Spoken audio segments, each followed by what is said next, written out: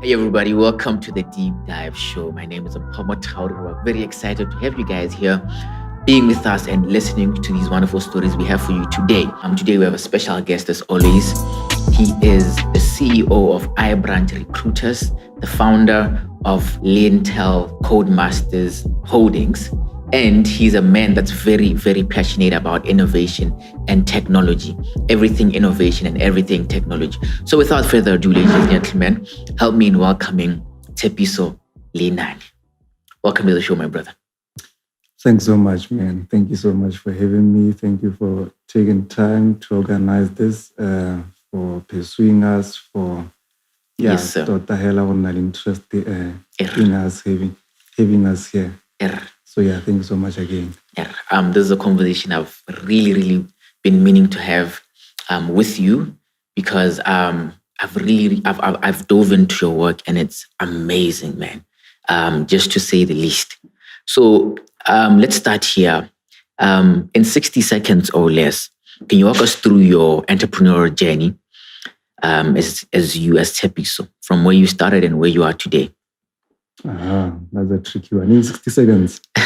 Yeah, I want to see if that's possible. Okay, here's the deal. Dropped out of UB to pursue a dream. What year? This was 2016, 2015. Okay.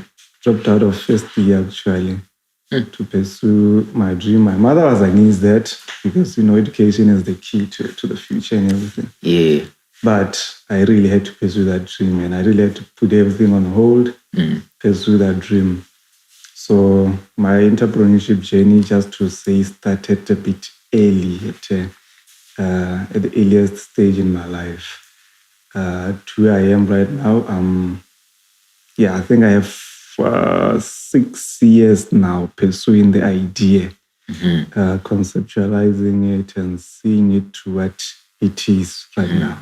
So what was your first taste of entrepreneurship as a young man? Because when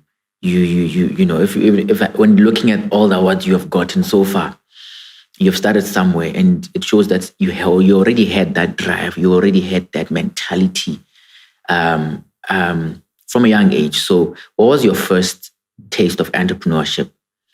All right. Or business? All right, cool. Well, it has to be failure, it has to be defeat because, you start those things motivated, high energies and everything. But when reality hits, that's the painful side of things. So I'm saying failure and defeat because much of the time that is what I was exposed to. That is what I was experiencing. But along the way, I used that as a motivation, as an experience, as a point of reference and correction to actually be better, do better, avoid that in the future. So that is my biggest take from my entrepreneurship. From your journey. Yeah. So what was your first business? I started off with Intel because with passion for coding. Sweets agarona. Okay. Yeah, I think I started coding at Form 3. Wow. Because I did well with my Form 3. My mother bought me a laptop. Started playing around with command prompts, CMD, doing those kind of programs. Then, curiosity. Then there's curiosity on how this works. How come CMD can respond that way. So I eventually participated in the regional ICT fairs in 2014. I was doing Form 4 then. I came out first, third on system design, programming, and graphics design. So, I progressed to UB to pursue computer science, still pursuing the programming.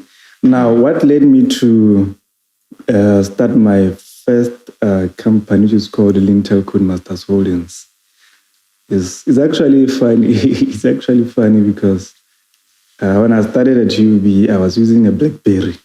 Oh, yeah, those days. Yeah, BlackBerry BBM. 9630. Yeah, it was a powerful machine. Very, very powerful, interesting stuff. So the problem with BlackBerry was that it didn't have apps. Zero apps on the BlackBerry app market. So BlackBerry at some point announced this campaign where they were to reward developers to say this is the opportunity to develop a BlackBerry app, as BlackBerry will give you something in return, that is monetization for your work. So I got interested because I was using BlackBerry by the time. I saw the opportunity. There is a wide gap in terms of missing apps in the BlackBerry App Store. So I knew for me to participate, I had to form up a team. Before a team, there has to be an organization that can all those people fall under. That's why I ended up coming up with Lintel Codemasters Holdings. Okay.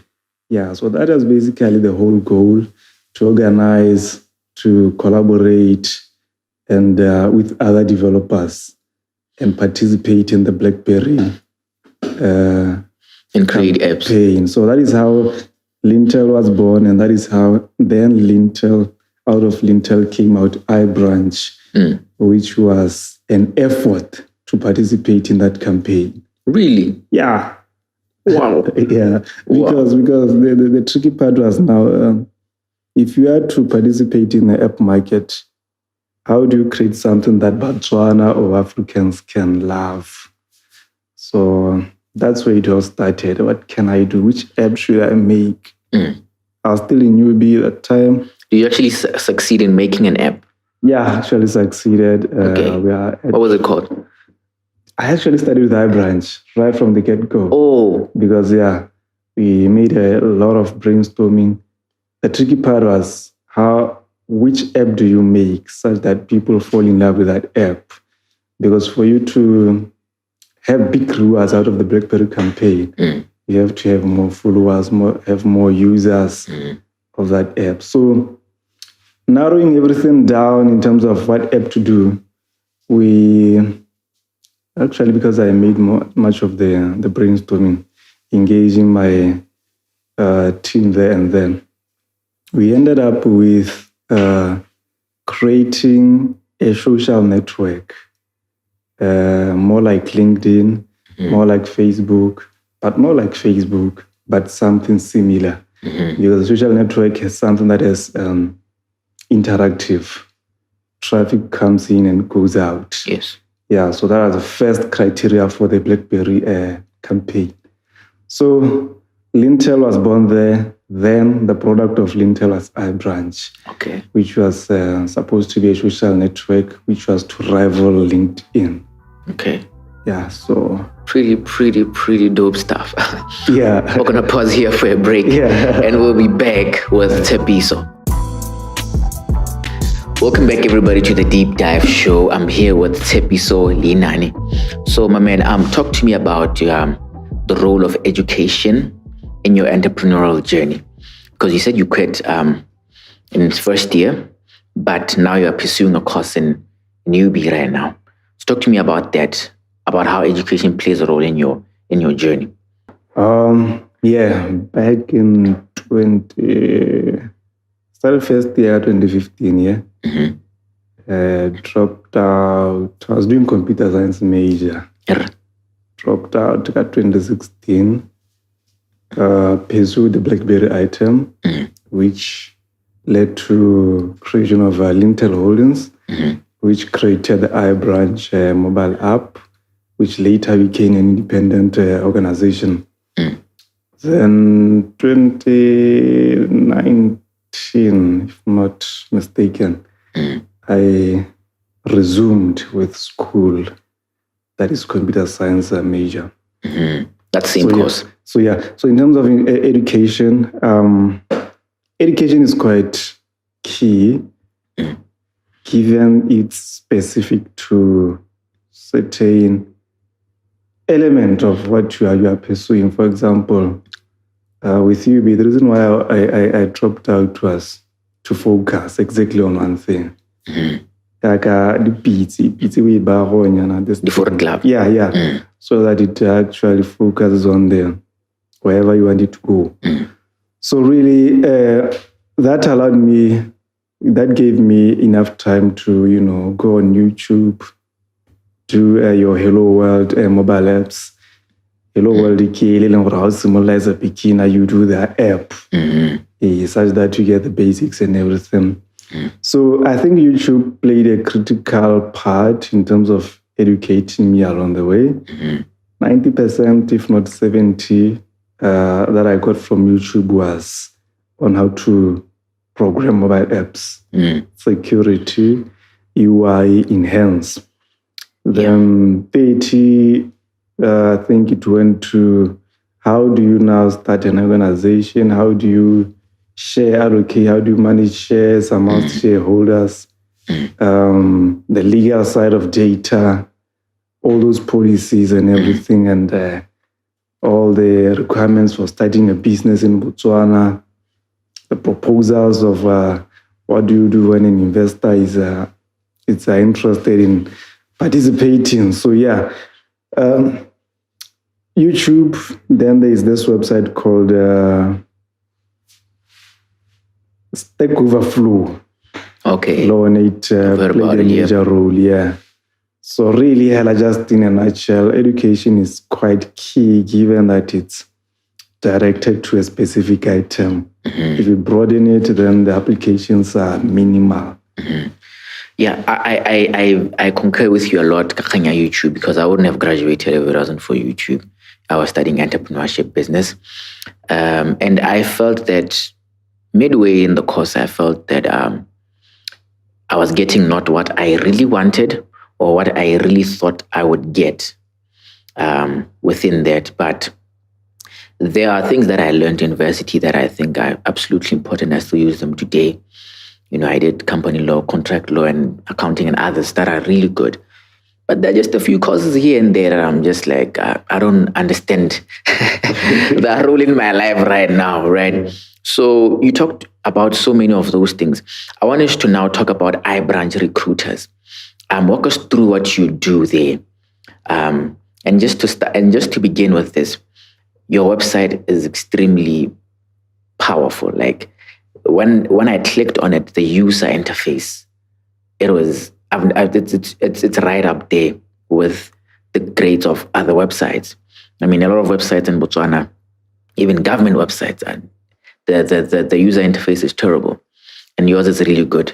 And you're a coding guy. So talk to us about your company and what you do and how you're serving. Okay, Miki, on how it started. So for us to participate in the BlackBerry campaign, that is the one that started everything. The question was, how do you come up with something that users can use? But I can say the game, and I thought, I game it can you download, play, or delete. I can say it. So we just ended up pinpointing social media app as something that is drawn to participate with. So now the next issue was, okay, fine, this social media application, what should it be about? We have Facebook, people interact with each other there. We have WhatsApp, people interact. We have LinkedIn. So what can we really base this social media app on? Then, okay, there is issue of unemployment here in Botswana. Perhaps because LinkedIn is doing actually the same thing that we are currently doing. Then we say, okay, fine. Since LinkedIn is performing quite well in America, in the Western countries there. Yes. Why is it not performing here in Botswana? Then, cutting the long story short, we boiled it down to LinkedIn not being user-friendly in Africa. It's really not suited for Africans compared to the Western guys there.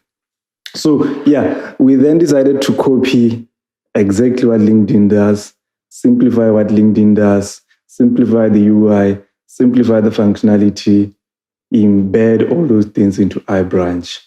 So now what iBranch does, it's a mobile application. We started first as a mobile application. 2 years we dragged as a mobile application for Android. It's an application that connects the one who's seeking a job and the one who wants the one who's seeking an employee and the employer. And the employer. So that's the fundamental functionality of iBranch, to connect. There's some algorithms that we call it the matchmaking algorithm, such that if maybe you, for instance, go on iBranch, you register, it asks you what type of job you want it to help you find, such that when he, maybe as, for instance, he's the employer, he punches in, I'm looking for maybe a presenter, a TV host, then the relevant information pops up. The algorithm does the sorting for the employer, gives them the information right there instantly. So it's primarily it's a tool that connects. Then on the sideline, as we progressed, we saw the need to capacitate. Because if you come to us, you say, I'm looking for a job, then you tell you register. Then it takes you 2 years to find that job. It wasn't really something that is not making sense to us. So we saw it beneficial to capacitate. While it's to wait, we train you. So our training covers career development. That is how do you conduct yourself amongst your workmates? How do you do this job that you say you can do? How do you write a CV? How do you conduct yourself during an interview? All those likes, such that whenever the employer comes, now you are ready, you are employable, you are job ready. Yes, sir. So primarily that is what iBranch does. Powerful. And your stats are great. Actually, I have to read them here so I get them right. You have 314 companies, 98,000 job seekers on your database, 9,104 opportunities in 17 countries. So talk to me about the opportunities one. What is the opportunities? Are those job opportunities or what are they? I think on those stats, I think they're a bit outdated. Perhaps if you could just increment by 30% on all those. On top of this? Yeah, on top of that. Wow. Because, for companies, we have 459. For people who have employed, we have 3,000. For graduates, we have enrolled is 29,000. All those. So in terms of the opportunity, graduates 29, you've enrolled in those programs you were talking about. Yeah, we have enrolled actually 29,000 graduates, and out of that, we managed to facilitate placement for 3,000 and nice. 3,000 plus. So now, in terms of opportunities, what kind of opportunities are these? We really don't discriminate. That is to say, if he comes to us saying, I'm looking for a job in the domestic sector, we register him. If you come to us telling that you want a job in the executive space, we register you, because if the employer comes and says, I'm looking for a cleaner, then there's no cleaner in a database, then we are not solving anything actually. So hence why these opportunities, they vary. You have your blue collar jobs on our platform, you have your typical white collar jobs on your platform. All these are tailor-made according to your preferences. Yeah. Beautiful, sir. Beautiful. We're just going to pause here for a break and we're back with Tshepiso Leinane. Welcome back, everybody. We're here with Tshepiso Leinane. So, Tshepiso, looking through your life, your entrepreneurial journey, you have had so many achievements. Just to name a few right now, because I wrote them down so I don't forget. You were second best youth in Innovation and Technology Award in 2019. You got it from BNYC. And then you got 2 months later, in fact, you got first best company in Science and Tech Award by Ministry of Youth, Sports and Culture.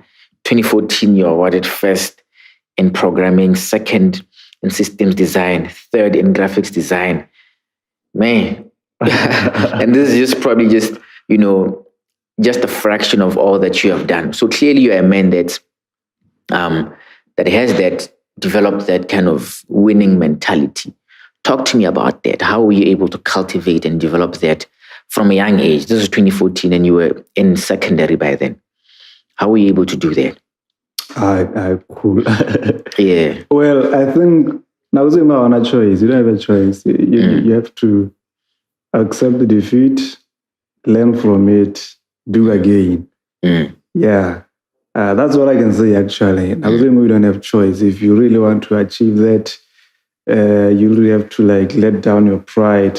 You really have to accommodate failure. You really have to, cry in your little corner 2 hours, 2 days, go back to the field, implement more and more, use yesterday's failure to counter today's problems. So really it was just an issue of looking at failure and defeat as a catalyst to where we are going, because one of the challenges for us was benchmarking. There was no one in Botswana to benchmark on, especially if you look at the app development side. It's hard to say there is this one specific person who's pursuing a business that is based on a mobile app for more than 4 years like us. It's really hard. So it was also hard because when it started, there was no one to benchmark on. That is to say, which other social media app do we have in Botswana to benchmark on?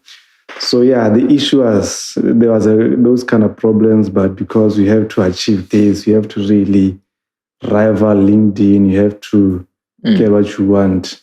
You just had to see those defeats and failures as feedback to do more and more and more and grow. Beautiful, man. Beautiful. Well put. What is your, right now, you're actually engaged in a project. Let me jump to that. You're engaged in a project where you're helping schools and students. So walk us through that project that you're engaged in and how you're helping out students. Okay, that's cool. That's cool. Part of our service is when you connect people to jobs, we break down this jobs thing. What do we mean by jobs? We are speaking of internships. Internship is for graduates, fresh out of school graduates. We are speaking of attachments. Attachment is reserved for students.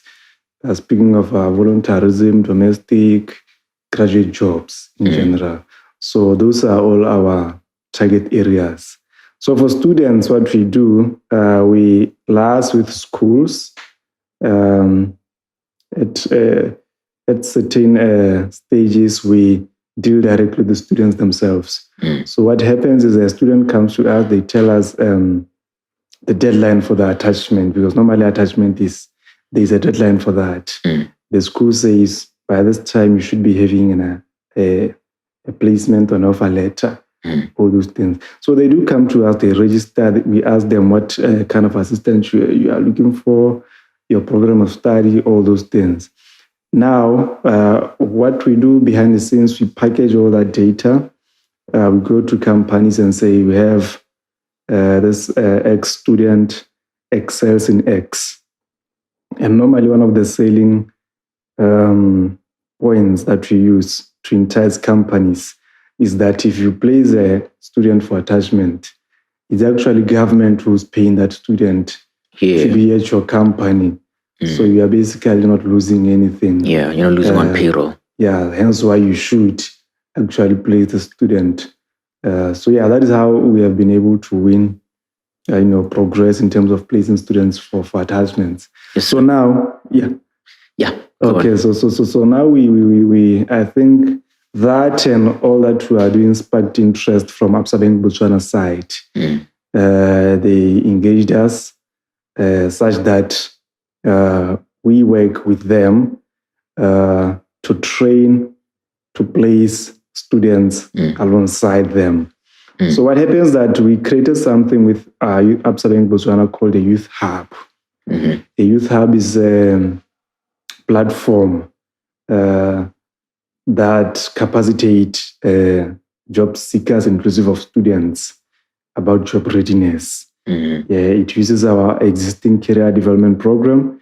it uses Absa Bank Botswana's existing ready-to-work program. Also, part of the benefits of the Absa Youth Hub or our Youth Hub is that we extend those services that we do in-house to all the members of the Youth Hub for free, courtesy of Absa Bank Botswana. Okay. So we do have initiatives within the Youth Hub called Career Weeks. Yeah, a Career Week is an activity in which you go to a university with stalls, your gazebos, accompanied by Absa. We settle there for maybe 1 week. And under those stalls, we do carry out those trainings. We do carry out those registrations, capacity building, all that. So just to give you a rundown of the career weeks we managed to do, started in 2021. We started with Baisaro University. No, we started with ABM actually. Then ABM, then we went to Baisaro. This is 1 week long. Then after Baisaro, we went to BAC, Francistown. Then BAC again, Gaborone. Then lastly, right now we are currently at UB. Yeah. And then next week, more and more. Yeah. All right.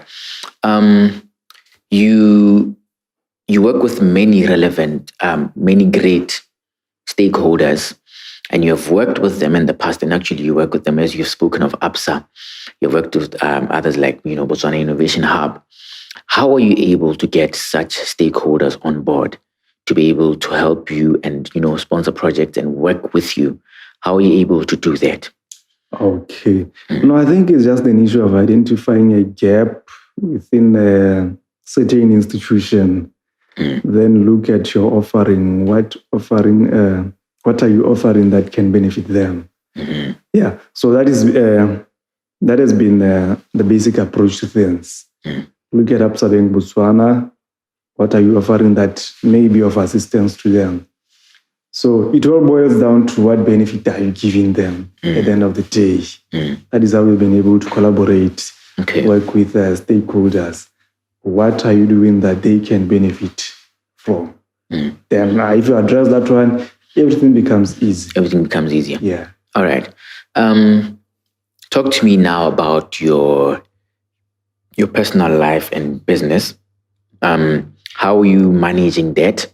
Your personal life, many other entrepreneurs talk about there's no balance. Others talk about balance. How is your take on that as an entrepreneur? My take on that, because I like coding, and I think other coders or developers would agree with me that you code well at night. Where it's quiet, it's conducive. It's extremely quiet. You can do your thing without any phone calls or incoming call. People bumping into people. So most of the time I carried out. Normally I code less. But way back I used to code maybe 48 hours without sleep, just coding. Trying to, because with YouTube, when you look at a YouTube tutorial, it's a side-by-side tutorial. You have to follow it. You have to follow. You have to pause, do. But 48, man. Yeah, so you can go for 48 hours without sleep.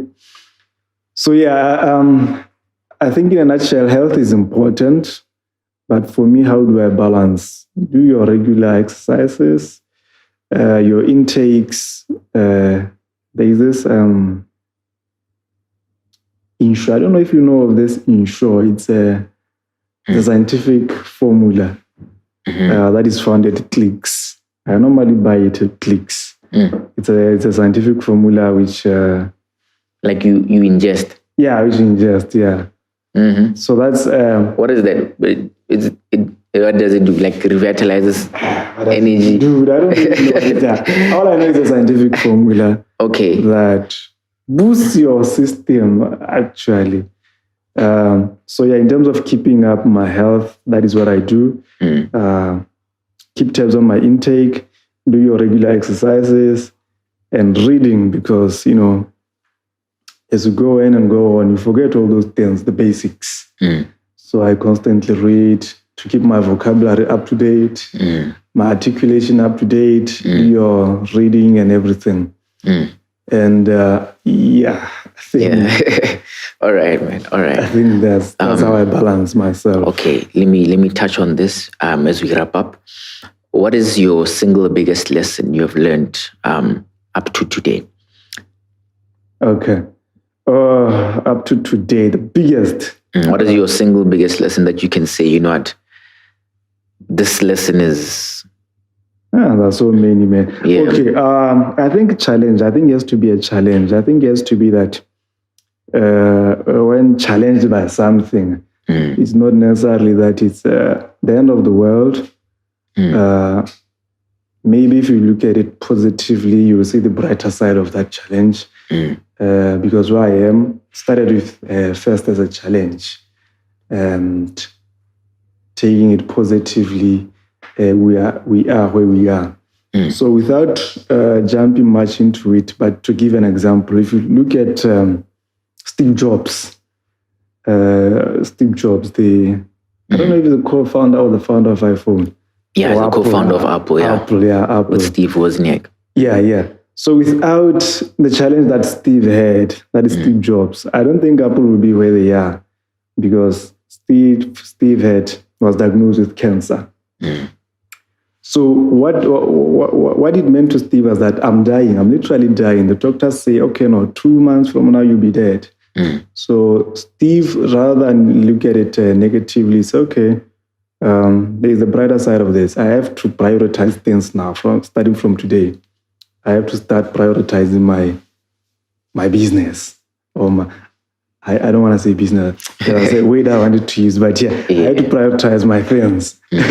Yes. So cut out all the unnecessary stuff, focus on this thing, give it my 100%, leave something behind. That's the best.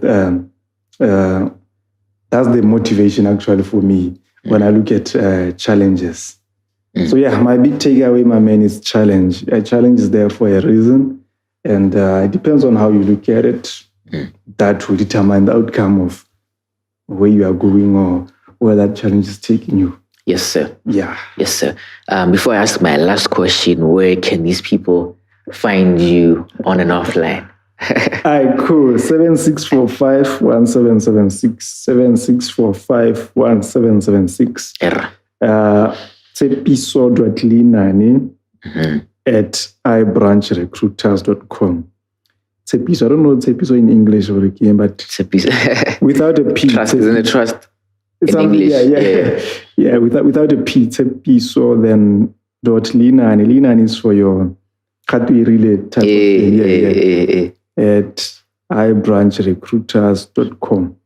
Now, in terms of registering on the platform, www.iBranchRecruiters.com, you can register as a job seeker. We don't discriminate job seekers, any job you want, domestic, white collar, blue collar. Then for employers, if they are looking for employees, they also go through iBranchRecruiters.com. Yes. All right. So where are you based physically? We are based at Botswana Innovation Hub, that is plot 69184, Block 8 Industrial. Just go to Botswana Innovation Hub. There are many offices within the Innovation Hub. Look for iBranch Recruiter. There is signage everywhere. Look out for iBranch Recruiters. Yes, sir. My last question is, how do you want to be remembered as Tshepiso Leinane? That's a tricky one. I don't know, man. Being good to people. I think being good to people is, because people have been good to me. Why not be good to other upcoming, not only tech, but upcoming promising talent? So I think, just to be reminded, like, this guy was a good person. The rest will follow. The rest will follow. Yeah. Thank you so much, my man. Thanks so much for coming. Thank you for being with us. This brings us to the very end of our show this week. I hope you guys enjoyed. I hope you guys got some value from it. And if you did get some value from this, Make sure to give it a like. Make sure to comment below on your thoughts and your takeaways from this show, and share it with one friend. And as always, ladies and gentlemen, remember to be great.